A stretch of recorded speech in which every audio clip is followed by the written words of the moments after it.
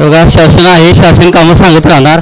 आम्ही प्रामाणिकपणा करतोय, पण ते आम्हाला काम व्यवस्थित करू द्या. एकदम घाई गडबड करू नका. बेरोज काम करत असताना आम्ही ज्यावेळी फील्डवर जातो तेव्हा सर्वच मतदार आम्हाला भेटत नाहीत. जे मतदार भेटतात ते आधार कार्ड आहे नाही, फोटो आहे नाही म्हणून खूप वेळ जातो. हे खूप काम अतिशय वेळ घालवण्यासारखं आहे. त्यामुळं आम्ही शाळेच्या कामाव्यतिरिक्त त्यांच्या कामावर जातो, ते काम करतोय. त्यावेळेला काय होतं की विद्यार्थी यांच्या लक्षात येतं की शिक्षक शाळेत नाहीत, म्हणजे आपले गुरुजी कुठेतरी गेलेत. त्यामुळे त्या मुलांना वाटते की आपले गुरुजी येणारच नाहीत. त्यामुळे ते विद्यार्थी थोडंसं चलविचल झाले त्यांच्यामध्ये.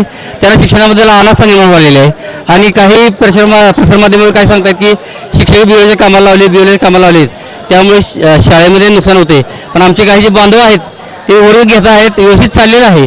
पण हे सर्वांनी व्यवस्थित लक्ष घालून चांगल्या प्रकारचं कार्य करून घ्यावं. बिलवरांना तगादा न लावता अजून काही चार्जेस वाढवून देऊन शांततेनं समाधानानं काम करून घेतलं तर चांगलंच आहे. एसआयआरचं जे काम आहे, एकीकडे धड शाळेत बी मन लागत नाही ना, इकडं बीएलओचं बी काम होत आहे. काय अवस्था आहे शिक्षकाची एसआयआरला घेऊन? शिक्षक साहेब कोणतंही काम करायला तयार आहेत, पण टीईटी शिक्षकांनाच का? कारण सगळ्या अधिकाऱ्यांची टीईटी घ्या, वरपासून खालपर्यंत सगळ्या अधिकाऱ्यांची परीक्षा घ्या.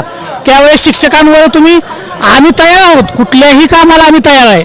शासनानं जी जबाबदारी देईल ती आम्ही पार पाडणार, पण त्याची सक्ती करू नका तुम्ही.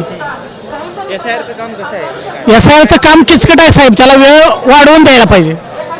काम करायला नकार नाही. ट्रेनिंगमध्ये माहिती देऊन देखील अजून अनेकांना त्याचं गचं मळ देखील माहिती कळलं नाही. ट्रेनिंग सुद्धा व्यवस्थित झालेलं नाही.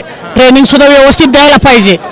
कारण 2002च्या यादीतलं नाव, इकडचं नाव, हा ताळमेळ ती फॉर्म भरताना आताही शिक्षकांच्या लक्षात येत नाही.